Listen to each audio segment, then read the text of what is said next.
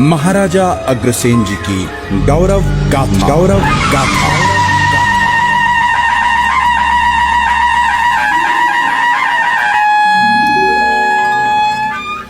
5142 वर्ष पूर्व सूर्यवंशी भगवान श्री राम के वंशज महाराजा वल्लभ सेन जी एवं महारानी श्रीमती भगवती देवी जी के घर पहले नवरात्रि के दिन बालक अग्रसेन जी का जन्म हुआ।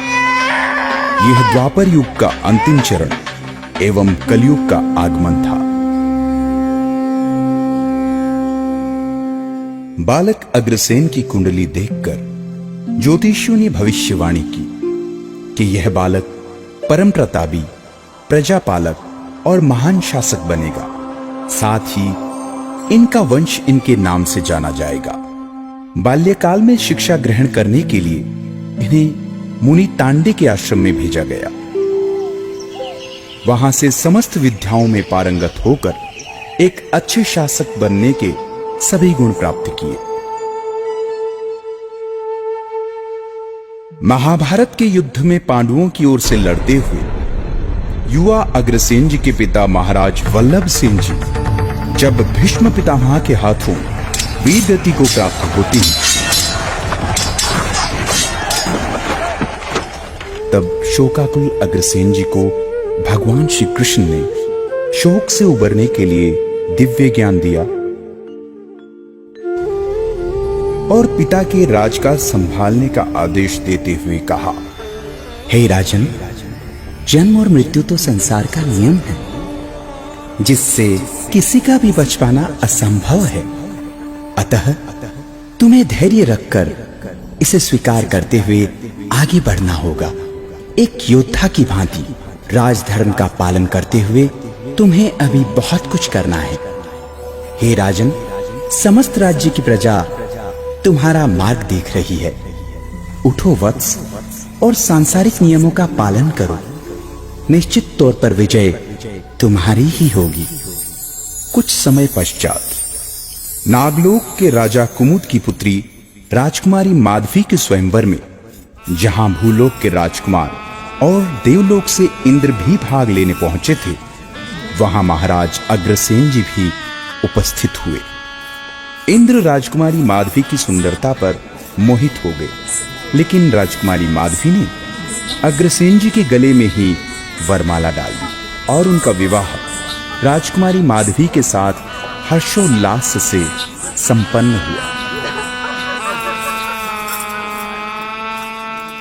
इंद्र ने इसे अपना अपमान समझा और महाराजा अग्रसेन के प्रताप नगर में वर्षा रोक दी।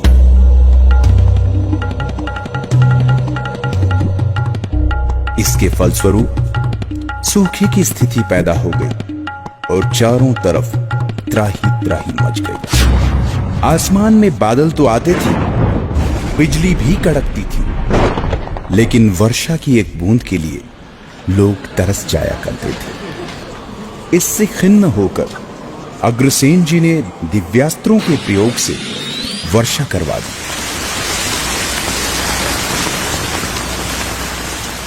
और समस्या का स्थायी समाधान निकालने हेतु समृद्धि की देवी मां लक्ष्मी की कठोर तपस्या की।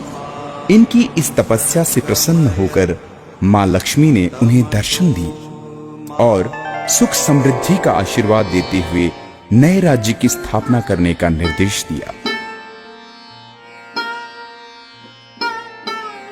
और कहा, पुत्र, उठो पुत्र, मैं तुम्हारे कठिन तप से प्रसन्न हूँ।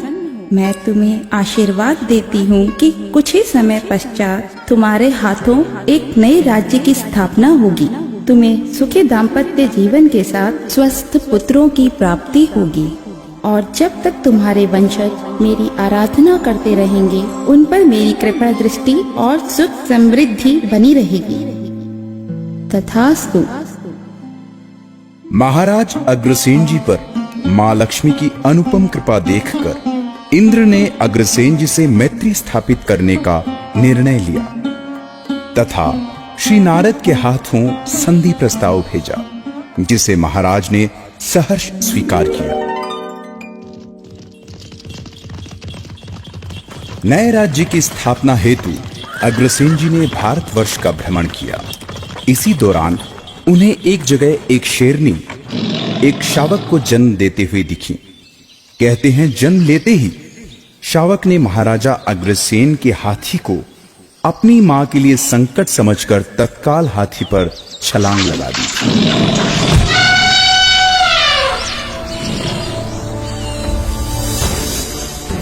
उन्हें लगा कि यह देवीय संदेश है जो इस वीर भूमि पर उन्हें राज्य स्थापित करने का संकेत दे रहा है। ऋषि मुनियों और ज्योतिषियों की सलाह पर धरती को शुद्ध करवाने हेतु यज्ञ करवाए तथा जियो और जीने दो के मंत्र के साथ शासन व्यवस्था शुरू हुई। नदियों के पानी को नहर मार्ग से नगर तक लाया गया और नए राज्य का नाम अग्रोहा रखा गया, जो वर्तमान में हरियाणा के हिसार में स्थित है। आज भी यह स्थान अग्रवाल समाज के लिए 5वीं धाम के रूप में पूजा जाता है। मां लक्ष्मी जी के आशीर्वाद से महाराजा अग्रसेन जी को 18 पुत्रों की प्राप्ति हुई। राजकुमार विभु उनके सबसे बड़े बेटे थे। समस्त पुत्रों को महर्षि गर्ग द्वारा शिक्षा प्रदान की गई। कुशल शासक का परिचय देते हुए सच्चे समाजवाद की स्थापना हेतु नियम बनाया कि उनके नगर में बाहर से आकर बसने वाले प्रत्येक परिवार की सहायता के लिए नगर का प्रत्येक परिवार उसे एक तत्कालीन प्रचलन का सिक्का व एक ईंट देगा, जिससे आसानी से नवागंतुक परिवार स्वयं के लिए निवास स्थान व व्यापार का प्रबंध कर सके। महाराजा अग्रसेन जी ने पुनः वैदिक सनातन आर्य संस्कृति की मूल मान्यताओं को लागू कर राज्य के पुनर्गठन में कृषि, व्यापार, उद्योग, गौपालन के विकास के साथ साथ नैतिक मूल्यों की पुनः स्थापना की, जिसे एक नए युग का जन्म माना जाता है। मां लक्ष्मी की कृपा से महाराज अग्रसेन जी ने अपने राज्य को 18 गणराज्यों में विभाजित कर एक विशाल गणराज्य का निर्माण किया। महर्षि गर्ग ने महाराजा अग्रसेन को 18 गणाधिपतियों के साथ 18 यज्ञ करने का संकल्प करवाया। यज्ञों में बैठे 18 गणाधिपतियों के नाम पर ही अग्रवंश के 17.5 गोत्र बने और अग्रवाल समाज की स्थापना हुई। उस समय यज्ञों में पशु बलि अनिवार्य रूप से दी जाती थी।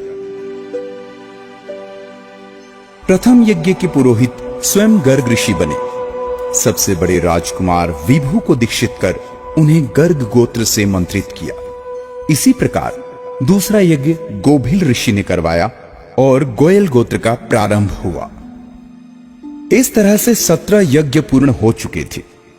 18वें यज्ञ के दौरान महाराज अग्रसेन जी ने बलि देने वाले घोड़े की व्याकुलता देखकर तत्काल बलि निषेध का आदेश दिया और अग्रकुल के लिए आजीवन अहिंसा और शाकाहार का संकल्प ले लिया। अतएव 18वें यज्ञ की पूर्ण आहुति के लिए श्रीफल को ही साधन बनाया गया। ऐसा कहा जाता है कि अंतिम यज्ञ में पशु बलि न होने के कारण गोत्र अधूरा रह गया, परंतु महाराज के आदेश पर 18वें यज्ञ को नगेंद्र ऋषि द्वारा नांगल गोत्र से अभिमंत्रित किया गया। यह गोत्र पशु बलि न होने के कारण आधा माना जाता है। इस प्रकार अग्रवाल समाज में आज भी 18 नहीं 17.5 गोत्र प्रचलित हैं। गोत्रों के नाम कुछ इस प्रकार हैं: गर्ग, गोयल, गोयन, बंसल, कंसल, सिंघल, मंगल, जिंदल, तिंगल, ऐरन, धारण, मंदल, बिंदल, मित्तल, कुच्छल, मधुकुल, तायल और नांगल।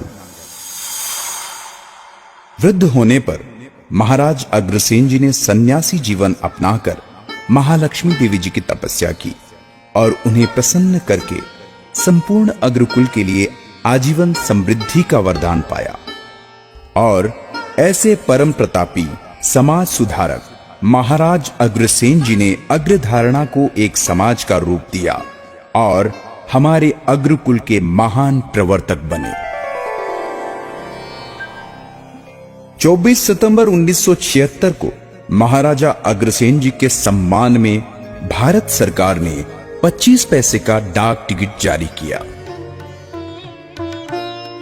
भारत ही नहीं बल्कि मालदीव्स ने हाल ही में महाराजा अग्रसेन जी पर विशेष डाक टिकट जारी किए हैं। सन 1995 में भारत सरकार ने दक्षिण कोरिया से 350 करोड़ रुपए में एक विशेष तेल वाहक पोत यानी जहाज खरीदा, जिसका नाम महाराजा अग्रसेन रखा गया, जिसकी क्षमता 18 लाख टन है। राष्ट्रीय राजमार्ग 10 का आधिकारिक नाम भी महाराजा अग्रसेन जी पर ही है। यह हम सब अग्रवालों के लिए गर्व का विषय है। महाराज अग्रसेन जी की जय हो, जय हो।